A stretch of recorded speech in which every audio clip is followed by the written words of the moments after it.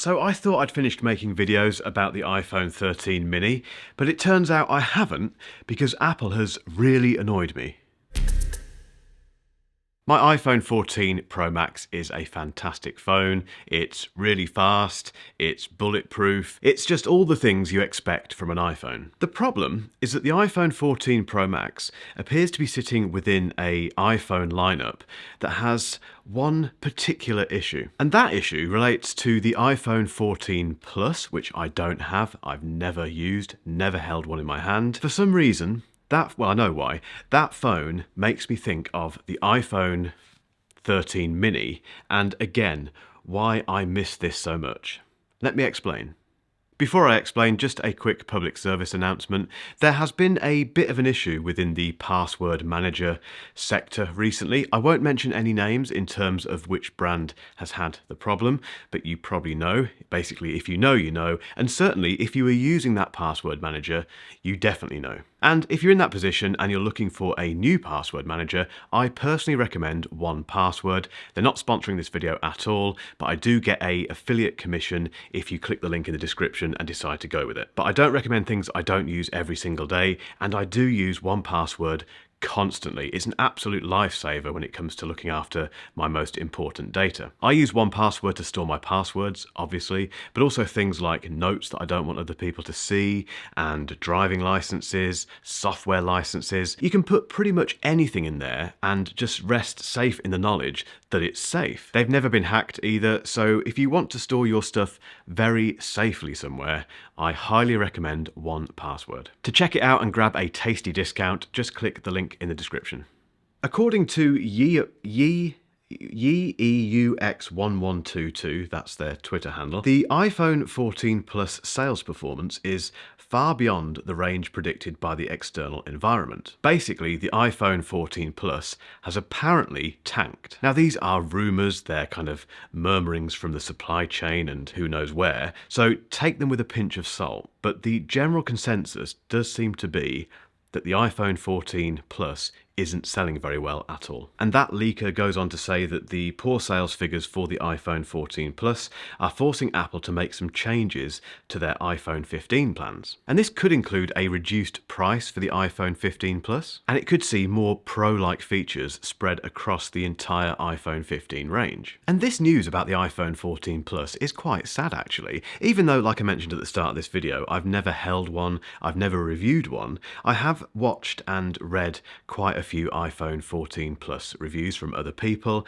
and generally speaking, they seem to like it. It even featured in MKBHD's Smartphone Awards for 2022. I can't quite remember what he gave it in terms of an award. I think it was an honourable mention or something like that. If he likes it and other people like it, clearly Apple got something right with the iPhone 14 Plus. But there are a couple of issues with the iPhone 14 Plus which are completely unavoidable. In the UK, it costs £949, and I think it sits within a lineup of iPhones now that is almost nearly as confusing as the iPad lineup when it comes to choosing which one to buy. And that's the other issue with it. I can't really work out who the iPhone 14 Plus is for. And more worryingly, I'm not convinced that many people were asking for that phone before it was a thing. Put simply, the iPhone 14 Plus, as good as it might be as a phone, just doesn't make any sense. I only reviewed 2 iPhones last year, one of which was the iPhone SE, which is getting a bit long in the tooth now, to be honest, and a bit too expensive based on the Android competition at that end of the market. The other one was the iPhone 14 Pro Max, which again is a pretty good, well, it's a very good phone, but it's astronomically expensive. Regardless, those 2 phones are quite interesting to talk about as a reviewer. The iPhone 14 Plus, on the other hand, isn't. And that's odd because you'd think with the iPhone 14 Plus being this new entrant into the iPhone lineup that people like myself would be rushing to review it. But that just isn't the case. Like so many reviewers, I just couldn't be bothered to get one in and check it out. And that pricing takes it perilously close to the iPhone 14 Pro. And that's why I think the regular iPhone 14, the one that we all know and most people love, is just the obvious choice for most people. So why on earth would people pay £100 more for a phone with a slightly bigger display, particularly during a recession? And finally, this brings me on to the iPhone 13 mini. So we've established that the iPhone 14 Plus is too expensive, doesn't have enough differentiating features above the regular iPhone 14, and doesn't appear to have a definable audience. Now, which iPhone didn't have those issues?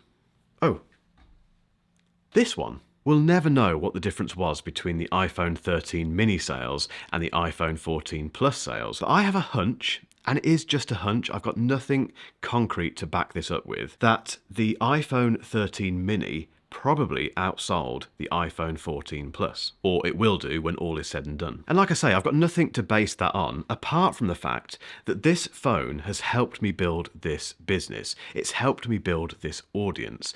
And the reason for that is because whenever I post a video about the iPhone 13 mini, it gets loads of views. And that's great for me, obviously, but more importantly, it demonstrates that a lot of people are interested in this phone. People absolutely love this phone, and the reason I started thinking about it when I heard about the rumoured poor sales performance of the iPhone 14 Plus was because this device knows how to build an audience. And no, that audience may not be as big as the iPhone 14 or the iPhone 14 Pro and Pro Max, and it certainly, clearly, isn't big enough for Tim Cook's spreadsheets, but just from my experience, it's big enough, I think, to be a worthwhile product in the Apple lineup. So the big question is, will people miss the plus-sized iPhone if it disappears this year or next year as much as people clearly miss the iPhone mini? I lost count of how many people in my comment sections and big name reviewers wanted to see an iPhone 14 mini, but I just can't see the same level of love and admiration for the iPhone 14 Plus. And that begs the question, why on earth did Tim drop this and put the iPhone Plus in its place? I've got a question for you. Have you bought an iPhone 14 Plus? If so, let me know why in the comments. I would genuinely love to know your reasons for buying that phone. Equally, if you haven't bought it and you've actively avoided the iPhone 14 Plus, why? And I might as well ask this as well, will you be buying an iPhone 13 mini in 2023? If you're not sure, I think you should. It is a fantastic phone. It's still supported by Apple. You can still buy it brand new from Apple. It's just brilliant. And if you need more convincing about the iPhone 13 mini, keep watching for a link to my original review.